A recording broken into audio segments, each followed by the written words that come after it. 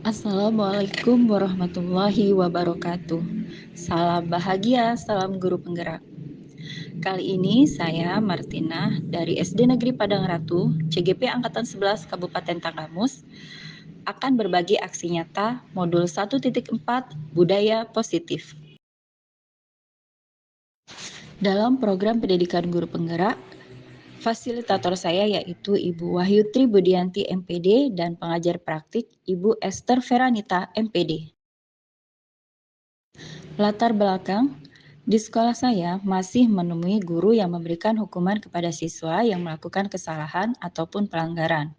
Siswa mau belajar atas dasar penghargaan yang diberikan di akhir semester. Sedangkan untuk hari-hari biasa, mereka belajar sekedarnya saja. Untuk kebersihan kelas dan lingkungan, siswa masih harus terus dipaksa atau diperintah, bukan atas kesadaran masing-masing sebagai petugas piket. Bahkan, guru pun masih saya temui yang tidak disiplin waktu dalam pembelajaran, kurang dekat dengan siswa, merasa cukup dengan kemampuan yang dimiliki saat ini sehingga tidak mau belajar lagi. Berdasarkan latar belakang ini, saya perlu melakukan diseminasi budaya positif bagi seluruh warga sekolah. Selain itu, saya juga mengundang beberapa rekan guru dari sekolah lain sebagai bentuk berbagi ilmu dan pemahaman baru, dengan harapan guru tersebut dapat menerapkannya di sekolah masing-masing. Hal ini tentunya sangat bermanfaat sekali agar tercapainya profil pelajar Pancasila. Tujuan melakukan diseminasi budaya positif yaitu yang pertama memahami kebutuhan dasar manusia dan posisi kontrol guru. Yang kedua, mendorong motivasi intrinsik. Yang ketiga, menerapkan nilai-nilai kebajikan. Keempat, membentuk keyakinan kelas. Kelima, penerapan segitiga restitusi untuk menyelesaikan permasalahan siswa. Dan yang keenam, terwujudnya murid yang memiliki profil pelajar Pancasila. Tolak ukur dari kegiatan diseminasi budaya positif yaitu guru dapat menggunakan segitiga restitusi dengan benar. Guru mampu memposisikan dirinya sebagai manajer pada posisi kontrol. Terbentuknya keyakinan kelas, munculnya motivasi intrinsik dalam diri murid, membudayakan nilai-nilai kebajikan. Dalam pelaksanaan diseminasi budaya positif, saya memerlukan dukungan. Nah, dukungan yang saya butuhkan yaitu dukungan atasan, yaitu koordinator SPLP dan pemerintah pokok setempat. Dukungan rekan kerja guru agar kegiatan dapat berjalan lancar. Dukungan orang tua murid agar budaya positif semakin tertanam dalam diri murid. Ruang kelas, alat dan media berupa laptop, proyektor, dan HP.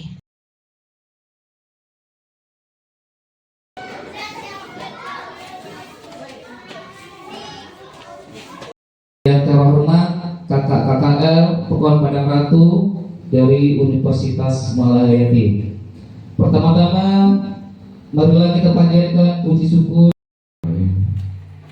Assalamualaikum warahmatullahi wabarakatuh. Tapi pun yang saya hormati Ibu Dewan Guru SDN Padang Ratu, dan saya hormati Kepala Pekon.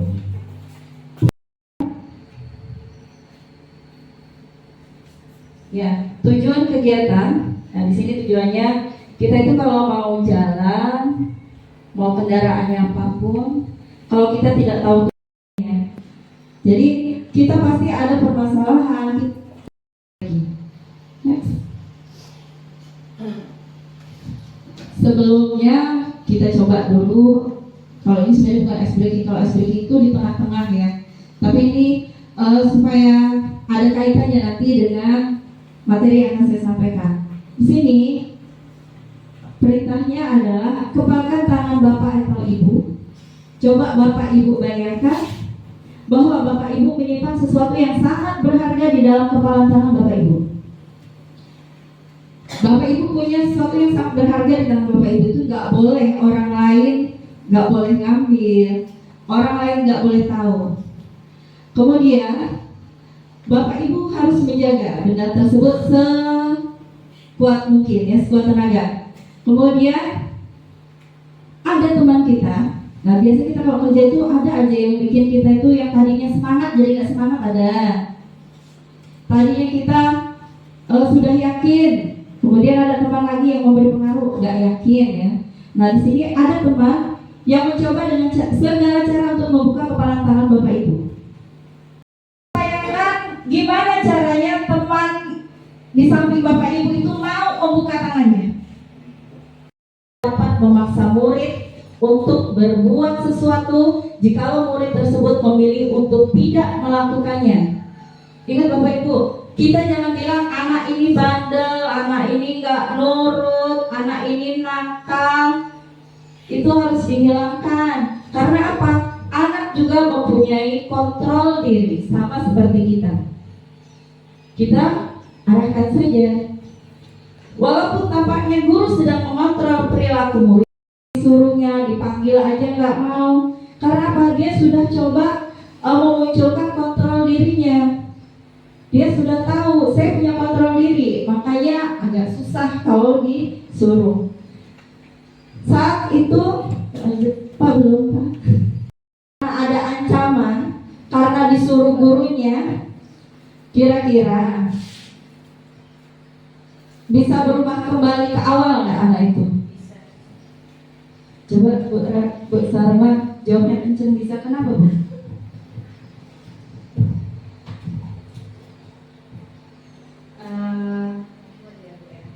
Menurut saya itu bisa, karena kan itu kan dia melakukan karena ada peraturan. Mungkin kalau dia bukan di tempat itu, dia bisa melakukan yang dilarang itu lagi. Terima kasih Bu Salma. Iya, dalam dirinya dia itu yang akan terbentuk. Lanjut Pak. Nah sekarang motivasi perilaku manusia. Ada 3 motivasi perilaku manusia. Yang pertama untuk menghindari ketidaknyamanan atau hukuman. Kemudian yang kedua untuk mendapatkan imbalan atau penghargaan dari orang lain. Dan yang ketiga untuk menjadi orang yang mereka inginkan dan menghargai diri sendiri dengan nilai-nilai yang pertama untuk menghindari ketidaknyamanan atau hukuman. Misalnya gimana? Ada yang bisa memberi contoh Bapak Ibu? Misalnya kalau anak-anak itu dari fisik, psikologis maupun tidak terpenuhinya kebutuhan mereka. Bila mereka tidak melakukan tindakan tersebut, motivasi ini bersifat eksternal. Yang pertama eksternal. Lanjut Pak, yang kedua. Untuk mendapatkan imbalan atau penghargaan, ini satu tingkat di atas motivasi yang pertama, tapi masih belum dikatakan ini lebih baik. Tetap motivasinya masih bersifat eksternal, masih dari luar, belum kesadaran dari diri sendiri. Lanjut Pak. Atau menggambar di buku pelajarannya. Pada saat guru matematikanya, Pak Seno, menanyakan pertanyaan, Iva menjadi gugup dan tak sengaja menjatuhkan tasnya dari kursi, serta tiba-tiba menjadi gagap pada. Jadi menurut Bapak Ibu nih, sebelum mengetahui makna dari konsekuensi dan hukuman, cerita tadi itu hukuman atau konsekuensi? Konsekuensi. Hukuman ya. Oke, kita cek. Secara spontan. Kemudian konsekuensi. Kalau konsekuensi itu sudah terencana atau sudah disepakati, sudah dibahas dan disetujui oleh murid dan guru. Siapa yang besok tidak mengerjakan PR seperti yang sudah disampaikan sebelumnya, nanti yang tidak mengerjakan PR, kalian harus mengerjakan apa gitu misalnya. Kalian setuju? Setuju Bu? Setuju Pak? Besoknya dia tidak mengerjakan, kemudian dia mendapatkan hukuman itu. Nah itu bukan hukuman namanya, tapi konsekuensi. Ya, sudah ada perjanjian. Lalu apa bedanya dengan restitusi? Nah kalau restitusi, proses kolaboratif yang mengajarkan murid untuk mencari solusi untuk masalah mereka dan membantu murid berpikir tentang orang seperti apa yang mereka inginkan dan bagaimana mereka harus memperlakukan orang lain. Kalau tadi prosesnya konsekuensi itu dia hanya melaksanakan, ya udah saya udah tahu kalau saya nggak kerjakan PR, jadi tugas saya kalau mengerjakan PR itu saya harus kerjakan soal lagi misalnya ya. Itu konsekuensi. Tapi bagaimana dengan restitusi? Kalau restitusi kita tanya anaknya, Apa permasalahannya? Kenapa dia melakukan itu? Dan menurut kamu itu baik atau enggak, gitu ya? Kemudian apa motivasi kamu? Kemudian apa yang akan kamu lakukan ke depannya? Seperti itu, kalau ada substitusi. Dan itu munculnya dari anak itu sendiri, bukan guru yang kamu nanti seperti ini ya. Nah, kalau masih dituntun oleh gurunya berarti belum ada tindakan restitusi dan itu masih sifatnya eksternal. Mereka akan menganggap Pak Bu Anas itu orangnya baik. Karena apa? Dia selalu ngasih pengertian. Kalau Pak Heru itu pelit, kita nggak dikasih. Akhirnya anak-anak gimana? Nggak suka sama Pak Heru tadi. Padahal kan bukan salah Pak Heru kan? Pak Heru itu nggak salah. Dia pengen anaknya antri. Hanya karena dia tidak membawa hadiah, tidak bawa stiker, anak itu menganggap Pak Heru itu nggak peduli sama mereka. Kita semua yang menjaga. Kemudian jujur, melaksanakan piket sesuai jadwal dan tanpa diperintah lagi. Kita sudah tahu, saya hari ini piket, jadi tidak harus tolong ya yang piket, gitu. Jadi tidak perlu lagi yang seperti itu. Sudah muncul dari saya piket, saya tugasnya ini, gitu ya. Jadi kita sudah sadar dengan diri kita sendiri apa yang harus saya lakukan. Begitu juga di kantor ya Bapak ya.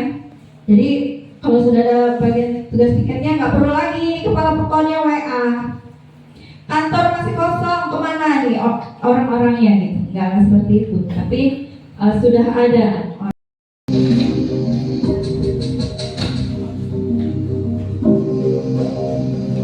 Naren, sini kamu. Selamat pagi Bu. Selalu terlambat. Kamu deh, pasti terlambat.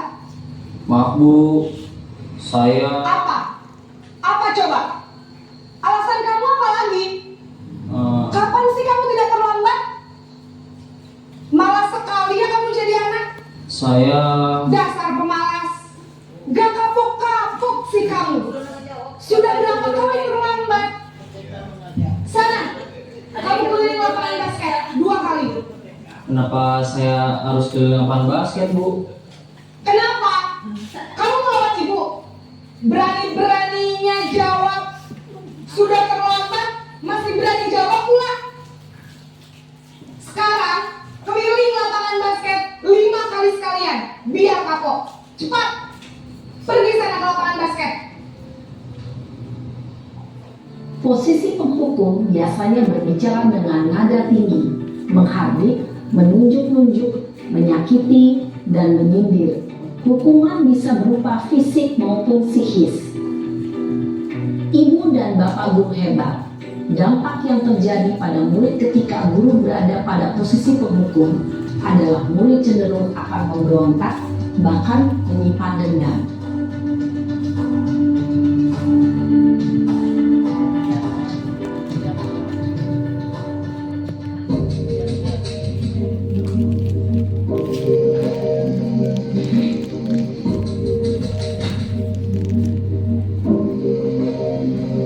Naren,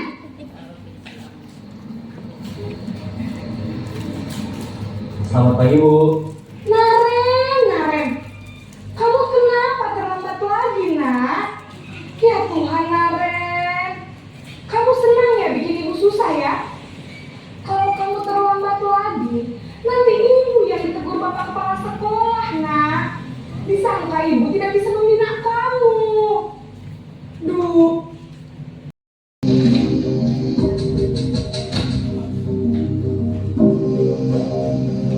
Naren,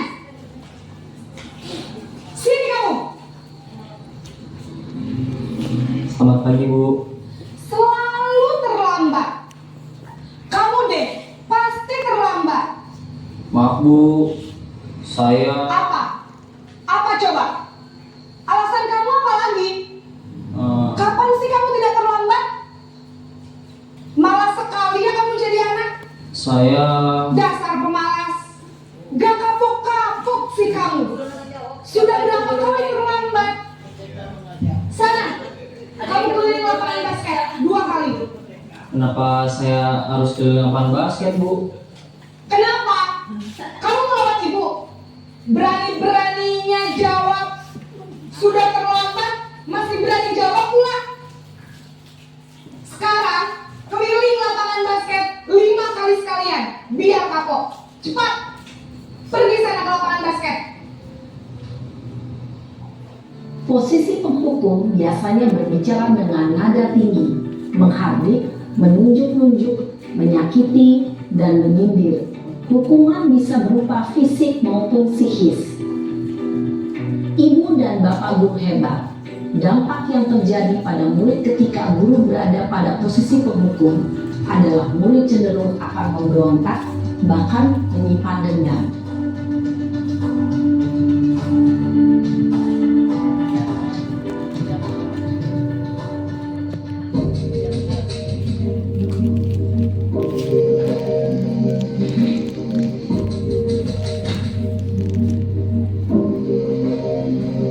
Naren,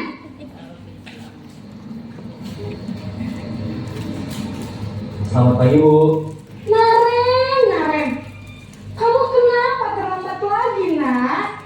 Ya Tuhan, Naren, kamu senang ya bikin ibu susah ya?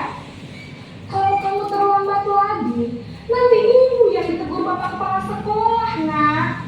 Disangka ibu tidak bisa membina kamu. Duh. Namun, tujuan kita pasti, yaitu menciptakan murid-murid yang mandiri, merdeka, dan bertanggung jawab. Semoga penggambaran 5 posisi kontrol yang telah diperlihatkan ini dapat menjadi ajang refleksi bagi kita semua, agar dapat terus mengasah dan menerapkan disiplin positif yang memerdekakan murid. Mari terus berlatih dan bersemangat. Selamat menerapkan. Salam dan bahagia. Apa akibatnya jika kita melakukan posisi-posisi kontrol yang lain. Itu tadi sudah sangat lengkap ya, jadi saya nggak perlu lagi mengulas lagi. Artinya sekarang begini, kalau mau lihat dari posisi manajer tadi, itu tidak ada guru yang marah-marah, nggak ada. Jadi anak itu nyaman. Artinya gini, anak itu akan padahal gurunya bukan itu, gurunya udah gemes, kenapa sih gitu, pengen tahu. Tapi karena anaknya tadi kita tidak memberikan ruang untuk dia untuk bisa lebih terbuka untuk menyampaikan apa yang jadi permasalahan mereka, datangnya. Saya sendiri baru tahu acara ini hari ini, dan itu pun jam 9 tadi kan.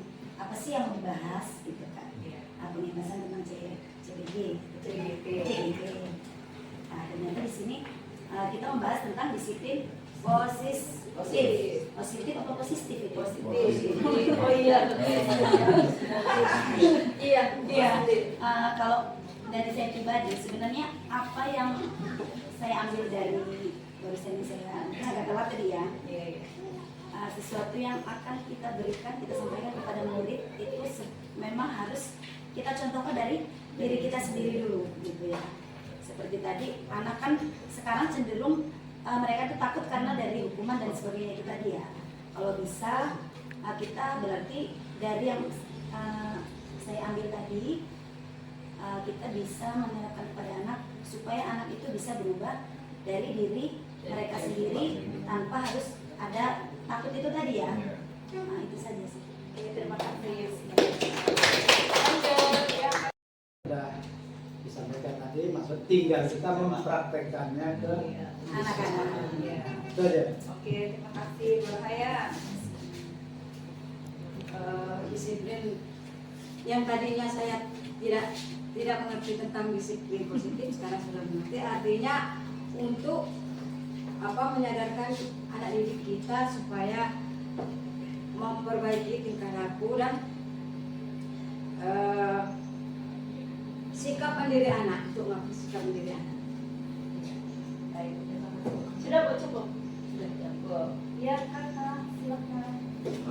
Pembelajaran yang pagi yang didapat pada hari ini, atau pengalaman apa yang menarik tadi dari sepanjang perjalanan dari berangkat sampai duduk di sini? Pengalaman saya hari ini, kalau sebagai guru, khususnya saya ini ya, sebagai guru itu kita itu nggak boleh kasar sama siswa. Seharusnya kita sebagai guru itu harus menjadikan teman. Karena selama ini perasaan ya untuk saya ini kebanyakan guru itu kasar gimana gitu. Pas melihat ini Terharu. gimana gitu ya. Sebagai guru itu terbuka ya, berubah menjadi lemah lembut ya. Harus lembut, harus gimana? Ada yang salah ini gimana ya? Pak JP, silakan Pak. KKL semoga bisa bermanfaat juga untuk kedepannya. Untuk selanjutnya yaitu seksi tanya jawab. Kalau ada yang mau bertanya masalah tentang berkaitan dengan materi disiplin positif ini, baik dari kakak KKL atau Bapak Ibu Dewan Guru, baik Bapak Ibu Dewan Guru SDN Pangaratu ataupun Bapak Ibu Dewan Guru dari sekolah. Saya akan bertanya tentang disiplin positif yang disampaikan oleh Ibu Martina ya. Dari tadi kan yang dibahas tentang antara guru dan anak, atasan dan bawahan. Nah, di sini pertanyaan saya adalah bagaimana sih Bu cara atau tipsnya dari Ibu Martina sendiri buat guru antar guru dan saya antar teman saya gitu untuk menerapkan disiplin positif itu. Terima kasih.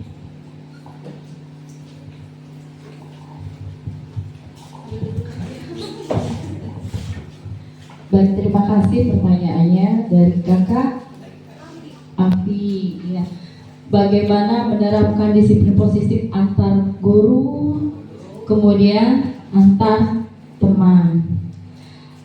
Kalau untuk disiplin positif itu tadi semuanya kan atas dasar kesadaran ya. Nah, artinya bagaimana membangunnya mungkin di situ yang lebih ditekankannya. Bagaimana cara membangunnya tuh disiplin positif supaya sama teman bisa terwujud. Nah, itu kita kembali lagi yang namanya teman itu kan memberi pengaruh, ya. Teman itu memberi pengaruh.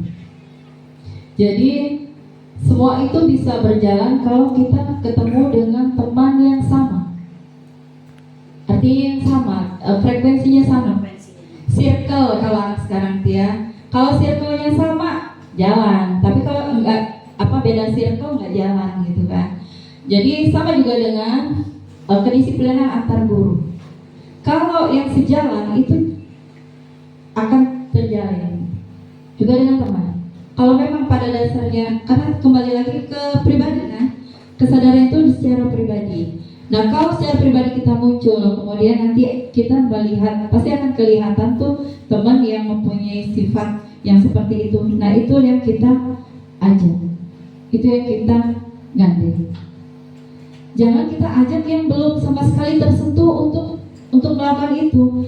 Hanya saja, jadi tidak harus dengan dibayar mahal orang itu mau berpelajaran dari mana saja, selama itu memang nilainya positif ya kita ambil. Kemudian mudah-mudahan kedepannya kita memang bisa menjadi contoh buat. Kita tutup acara ini. Acara sosialisasi tentang disiplin positif ini semoga dapat menambah wawasan kita tentang disiplin positif tersebut. Sebelum kita tutup acara ini, marilah kita bersama-sama mengucapkan lafaz hamdalah. Saya selaku pemandu acara, mohon maaf bila ada kekurangan. Wabillahi taufiq wal hidayah. Wassalamualaikum warahmatullahi wabarakatuh.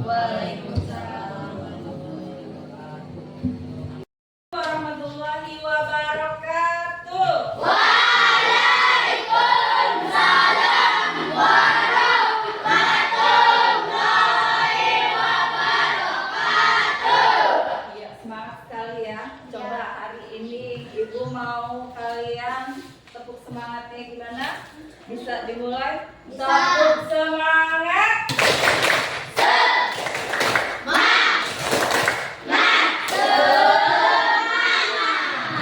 Oke, berarti semuanya semangat. Sudah sarapan semua? Belum. Ada yang belum? Oke, nanti kita jajan ya, istirahat. Oke. Untuk pelajaran hari ini, sebelum kita memasuki pelajaran hari hari ini kita akan membuat keyakinan kelas terlebih dahulu. Nah, supaya kalian lebih konsentrasi lagi belajar, sebelum belajar kita berdoa dulu. Tapi kalian sudah pernah dengar lagu? Tangan ke atas, sampai bintang, tangan ke samping, burung yang terbang, tangan ke depan, ikan berenang, duduk yang rapi, lalu berdoa. Kita nyanyinya lebih cepat dong, kan masih semangat, kasih semangat. Masih semangat nggak? Ini nyanyinya lagunya harus lebih cepat. Tangan ke atas, tangan ke samping, burung yang terbang, tangan ke depan, ikan berenang, duduk yang rapi, lalu berdoa. Coba kalau yang lebih cepatnya. Tangan ke atas, tangan ke samping, burung yang terbang, tangan ke depan, ikan berenang, duduk yang rapi, siap berdoa. Bisa yang lebih cepat? Bisa. 1, 2, 3. Tangan ke atas, berantai bintang, tangan ke samping, burung yang terbang, tangan ke depan, ikan berenang, duduk yang rapi, siap berdoa. Nggak cepet ya? Oke, sekarang sekali lagi kemudian langsung berdoa. Disiapkan, ayo dipandu oleh ketua kelas. Ayo Chan. 1, 2, 3. Tangan ke atas, berantai bintang, tangan ke samping, burung yang terbang, tangan ke depan, ikan berenang, duduk yang rapi, lalu berdoa. Siap berdoa. Siap berdoa mulai. Tangan di atas meja, tundukkan kepala, berdoa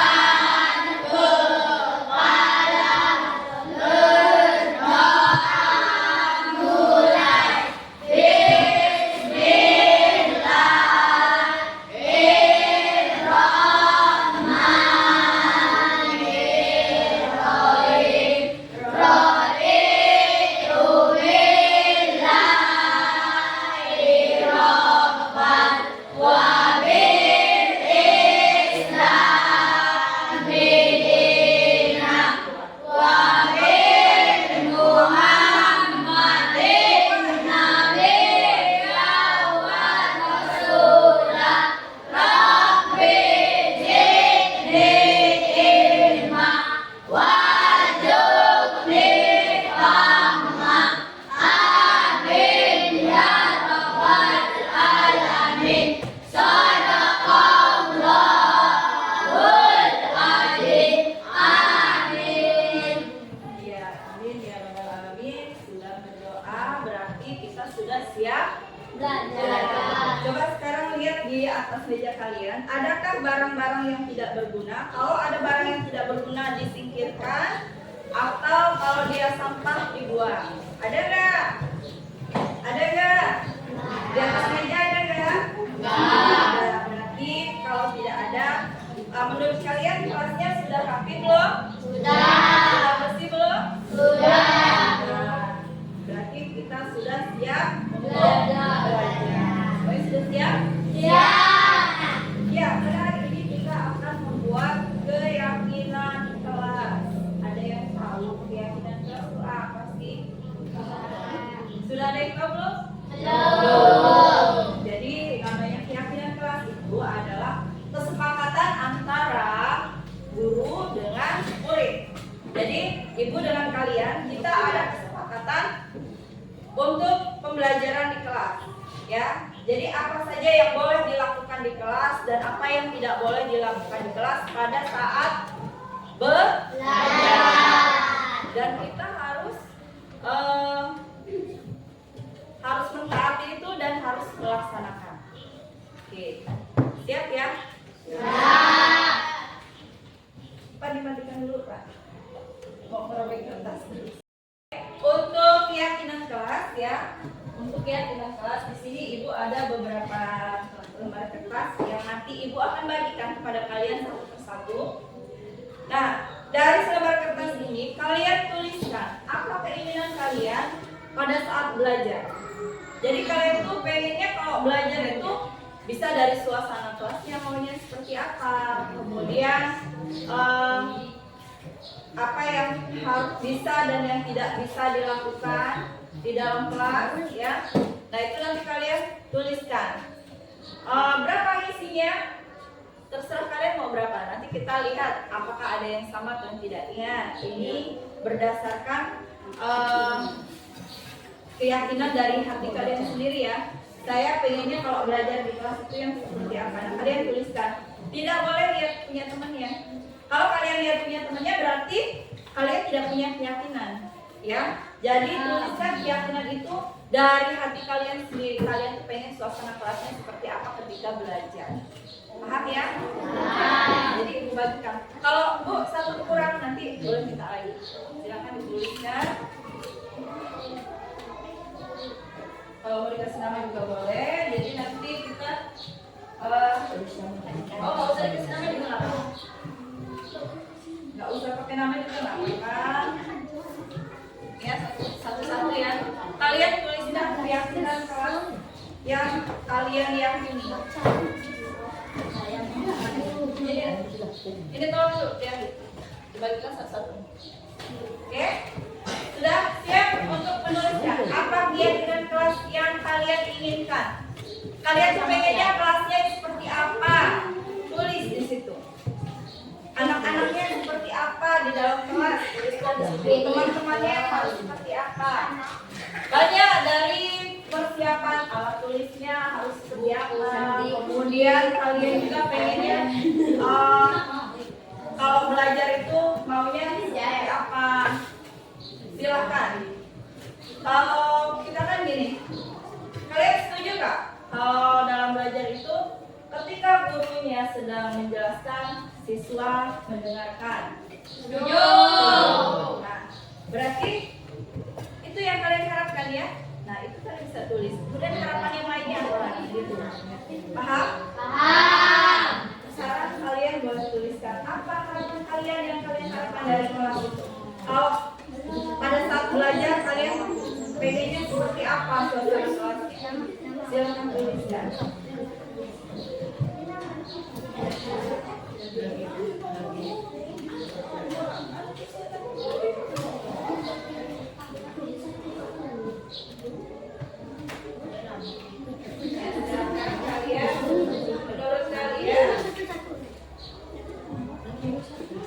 Pembelajarannya itu harus yang seperti apa?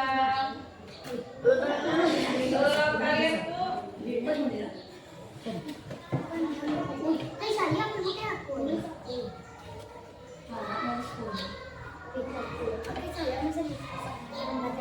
tentang kelas impian ya. Jadi kalian punya impian kelasnya itu seperti apa sih? Harus banget, gitu ya. Jadi boleh ditulis apa aja? Boleh aja. Saya pengennya loh, maunya kelas itu ada AC-nya, saya terserah kalian. Adik saya mau. Yang penting bisa dibaca. Nanti dibaca satu persatu ya. Silakan kalian apa yang ada dalam impian kalian untuk kelas kalian. Gitu. Ya. Ya. Silakan kalian tuliskan apa yang menjadi impian kelas kalian itu. Nggak mungkin kan kita nggak punya impian pasti seperti apa. Kalian pernah nonton film tentang anak sekolah misalnya, terus kalian lihat kelasnya, kok kayaknya kelasnya enak banget gitu ya. Silakan kalian tidak kalian pengennya kelasnya seperti apa? Kalau yang nggak ngisi berarti kalian nggak punya kelas impian. Kenapa? Kalau usah ditik coret aja. Nyampe pak aku. Ya, aku. Nanti dibaca di depan ya. Impian yang kalian harapkan itu yang seperti apa? Mas kalian punya impian?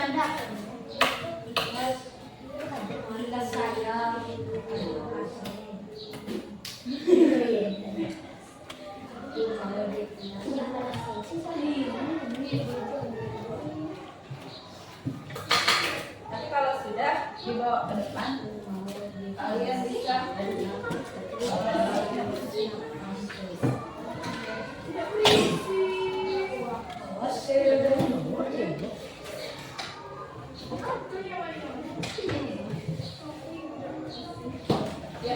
Aku udah mau di kelas saya ada AC.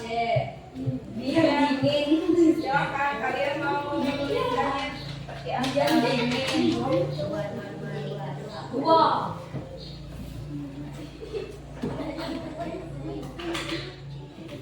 Di kelas harus diam. Ya, kelas impian saya. Di kelas harus diam. Kalau bapak tidak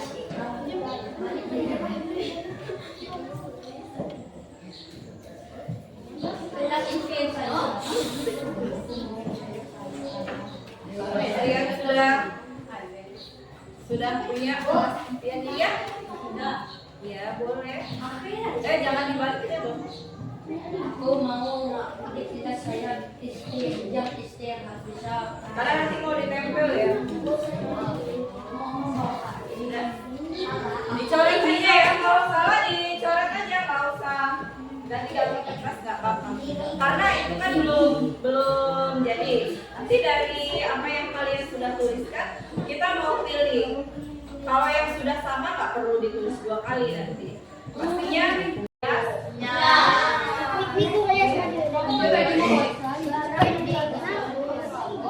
Barangnya bagus. Nanti barangnya bagus diambil. Guru yang baik kayak ibu ya. Anak-anak yang ramah. Kalian sudah masuk orang yang ramah belum? Yakin kalian kalau ketemu ibu kalian mau negur duluan? Hah? Kalau nggak negur duluan, sama nggak? Kalau mau negur duluan baru orang. Ini pajangan.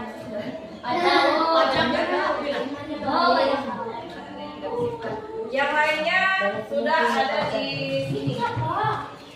Sekarang yang dari yang kelompok 4 lah. Kelompok 4 pilih salah satu. Yes. Kelompok 4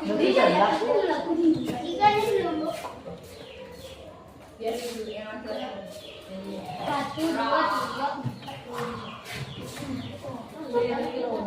Pilih salah satu.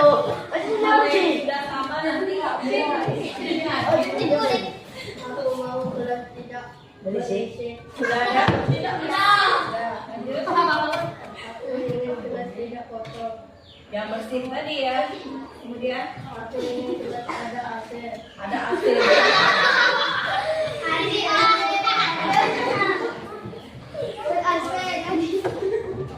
AC-nya, mati dulu ya. Sambung dulu. Lanjut ya, nomor 5 dulu.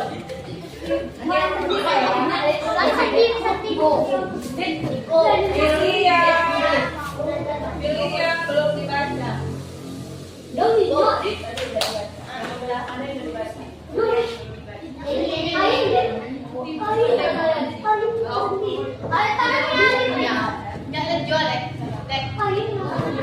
Coba didengarkan.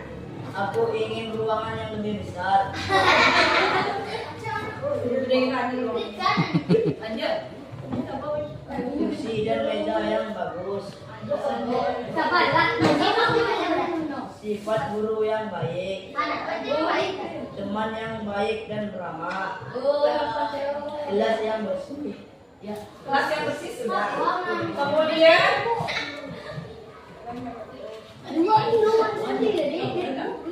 siswa yang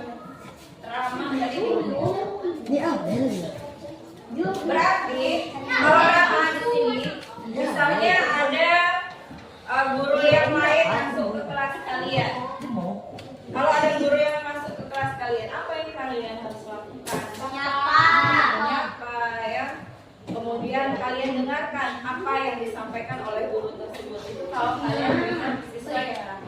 Nah, kemudian dengan teman-teman ya, nggak ada yang kelompok-kelompokan ya, nggak boleh ya. Jadi semuanya teman. Jadi nggak ada yang geng A, geng B, nggak ada. Ada yang punya geng nggak di sini? Enggak. Semuanya teman ya. Walaupun duduknya berkelompok, itu hanya dalam belajar. Tapi nanti kalau setelah belajar kita sama-sama. Oke, kelompok 3 belum belajar. Oke.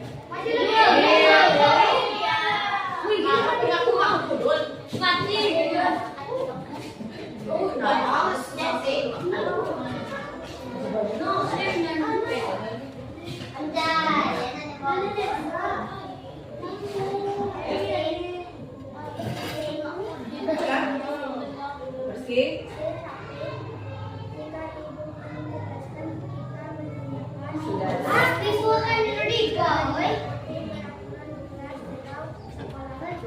Mengikuti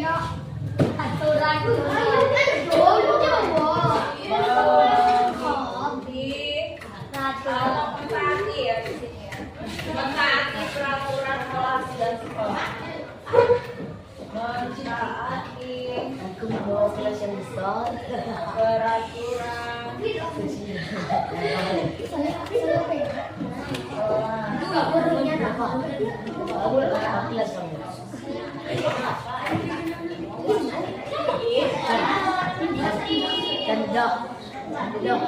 Kemudian coba kalian semangat nggak? Kalau kalian ada nggak tadi yang menuliskan? Kalau kalian sekolah itu harus membawa perlengkapan belajar sendiri. Ada nggak? Ada yang enggak? Ada yang nulis nggak tadi? Ada. Kalau sekolah itu kita bawa alat tulis sendiri. Ada? Ada. Ada nggak? Ada ya? Membawa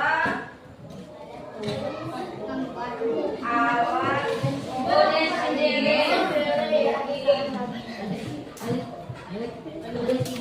Kemudian ada nggak yang membawa alat tulis sendiri? Kemudian yang piket ada nggak tadi yang menuliskan tentang teman yang piket? Tidak. Menurut kalian seharusnya seperti apa kalau piket itu? Berangkat.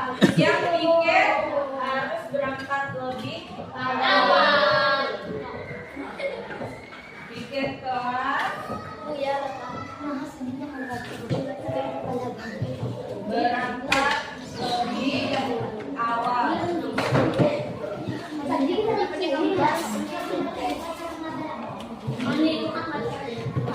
Ya, ada lagi nggak? Ada lagi. Kemudian kalian kalau pakai handphone saja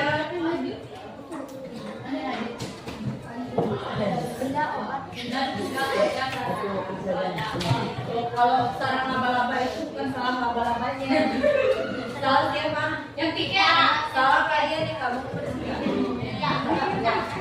oke, masih ada lagi nggak? Kira-kira masih ada lagi nggak yang disepakati di kelas ini? Masih. Apa? Merawat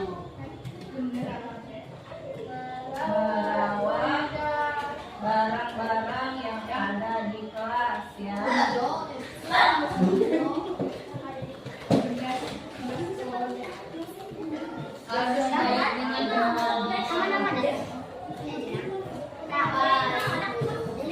Apalagi? Ada lagi kan?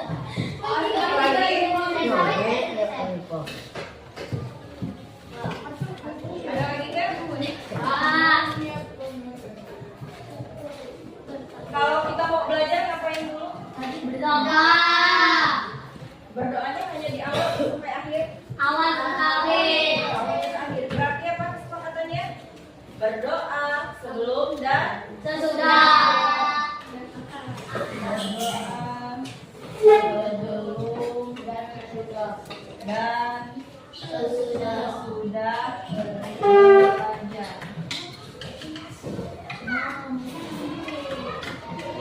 Gitu ya? Bisa disepakati ya? Bisa. Sudah belajar. Kemudian kalau yang mau ke kamar mandi, boleh. Minta izin jika ingin. Buang air besar atau kecil. Pingayok.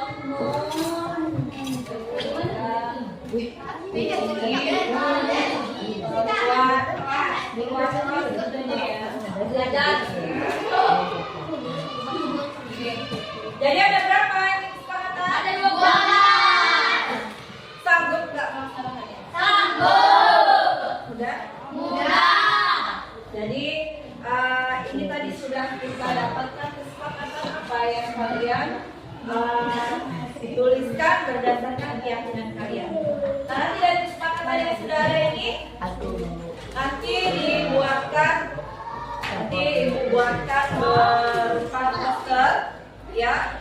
Dari kesepakatan itu nanti dibuatkan poster. Nah dari poster itu nanti setiap kalian harus menandatangani sebagai bentuk kalian setuju dan sepakat dengan keyakinan kelas.